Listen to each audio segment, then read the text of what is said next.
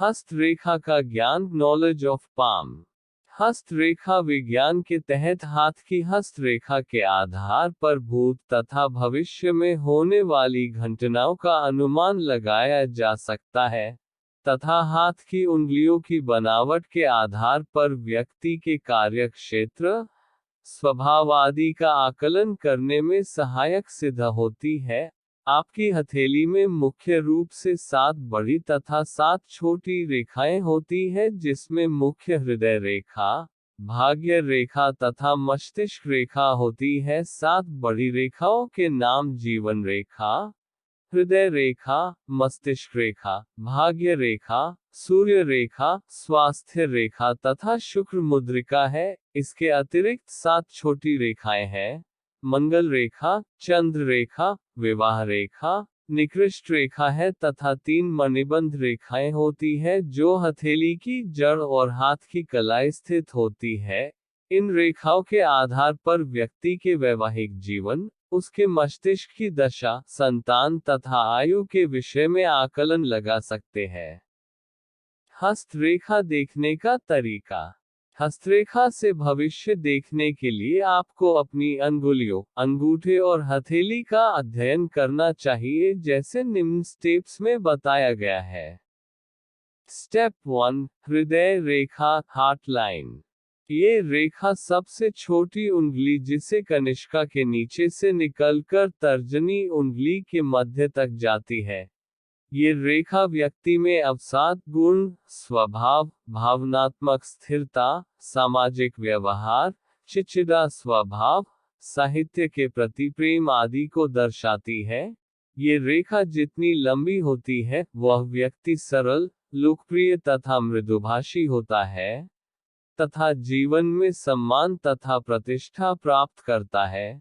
जिन लोगों की हृदय रेखा छोटी होती है, वह व्यक्ति चिड़चिड़ा, शंकालु, असंतोषी प्रवृत्ति के होते हैं। ऐसे व्यक्ति की छोटी सोच होती है, ये किसी पर जल्दी विश्वास नहीं करते हैं तथा इस प्रकार के लोगों की प्रवृत्ति क्रूर होती है। स्टेप 2, मस्तिष्क रेखा, माइंड लाइन। ये हाथ की दूसरी महत्वपूर्ण रेखा होती है। इस रेखा की शुरुआत तर्जनी उंगली के नीचे से होती हुई बाहर के किनारे की ओर बढ़ती जाती है। मस्तिष्क रेखा प्रारंभ में जीवन रेखा से जुड़ी हुई होती है। ये रेखा प्रायः कभी सीधी तो कभी नीचे की तरफ होती है। जिस व्यक्ति की मस्तिष्क रेखा जितनी अधिक लंबी होती है, उस व्यक्ति का मानसिक संतुलन उतना ही अच्छा होता है। इस प्रकार के लोग भाग्य की अपेक्षा मेहनत पर अधिक विश्वास करते हैं। इनकी स्मरण शक्ति अच्छी होना, प्रत्येक कार्य को सोच समझकर करना, हमेशा कुछ न कुछ सीखने में रुचि आदि गुण होते हैं, तथा इसके विपरीत छोटी मस्तिष्क रेखा वाले मेहनत से ज्यादा भाग्य पर विश्वास करते हैं, तथा निर्णय लेने में जल्दबाजी करते हैं और बाद में पछताते हैं। स्टेप 3, भाग्य रेखा, फेट लाइन। हथेली के नीचे के स्थान को मणिबंध कहते हैं। भाग्य रेखा मध्यमा और अनामिका के बीच से होकर नीचे हथेली की ओर जाती है।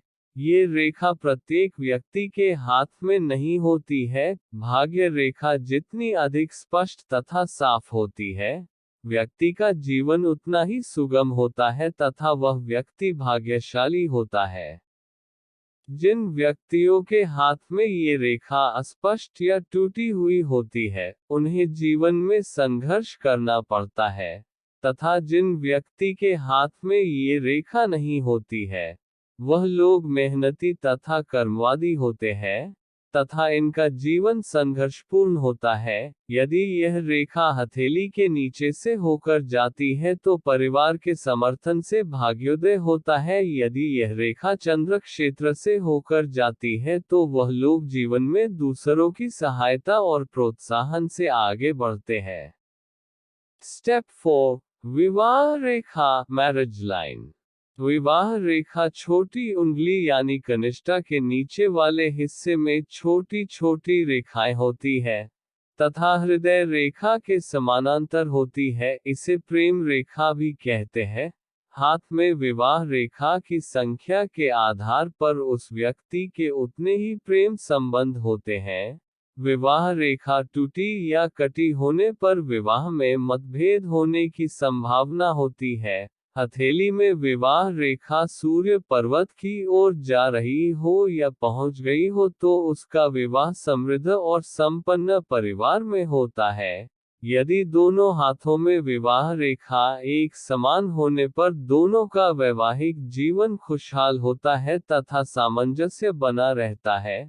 साथ ही यह रेखाएं जितनी स्पष्ट होती है, व्यक्ति रिश्तों को उतना ही अधिक महत्व देता है। स्टेप 5, संतान रेखा, चाइल्ड लाइन। संतान की रेखा विवाह रेखा के अंत में ऊपर की ओर जाती हुई प्रतीत होती है। विवाह रेखा पर खड़ी तथा सीधी रेखा पुत्र एवं टेढ़ी मेढ़ी रेखा पुत्री का संकेत देती है। संतान रेखा जितनी अधिक स्पष्ट तथा उभरी हुई होती है तो उस संतान के द्वारा अधिक प्रेम तथा सुख की प्राप्ति होती है। इसी कारणवश किसी एक संतान से अधिक लगाव होता है तथा उस संतान से बाकी की संतानों की अपेक्षा अधिक सुख की प्राप्ति होती है। स्टेप 6, विद्या रेखा, लर्निंग लाइन। इस रेखा की शुरुआत अनामिका और मध्यमा उंगली के मध्य से होती है।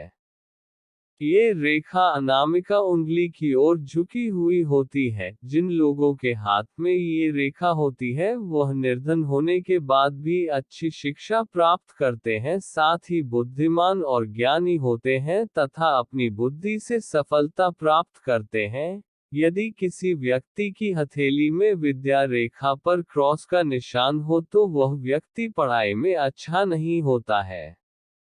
स्टेप 7, यात्रा रेखा, ट्रैवल लाइन। यात्रा रेखा हमारी हथेली पर 3 स्थानों पर उपलब्ध होती है।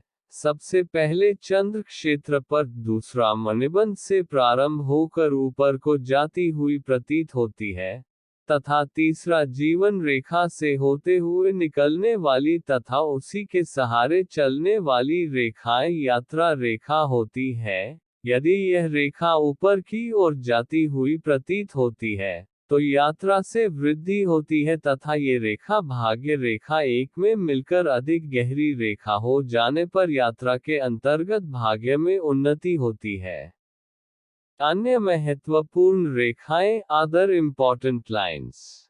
स्वास्थ्य रेखा। स्वास्थ्य रेखा सबसे छोटी उंगली कनिष्का से प्रारंभ होकर हथेली के नीचे की ओर जाती हुई प्रतीत होती है। ये रेखा जितनी अधिक स्पष्ट होती है, उस व्यक्ति का स्वास्थ्य उतना ही अधिक उत्तम होता है। सूर्य रेखा। ये रेखा चंद्र पर्वत से प्रारंभ होकर अनामिका उंगली तक जाती है। सूर्य रेखा वाला व्यक्ति स्वाभिमानी, निडर, दृढ़ इच्छा शक्ति वाला होता है, साथ ही नेतृत्व प्रिय होते हैं तथा जीवन में हार नहीं मानते हैं। शुक्र मुद्रिका। ये रेखा कनिष्का और अनामिका के मध्य से प्रारंभ होती है तथा ये तर्जनी और अनामिका के मध्य में चंद्राकार रूप में होती है। ये रेखा विलासी, कामुक, खर्चीले तथा भौतिकतावादी लोगों की हथेली में पाई जाती है। मंगल रेखा। ये रेखा जीवन रेखा तथा अंगूठे के मध्य से निकलती है तथा मंगल पर्वत तक जाती है।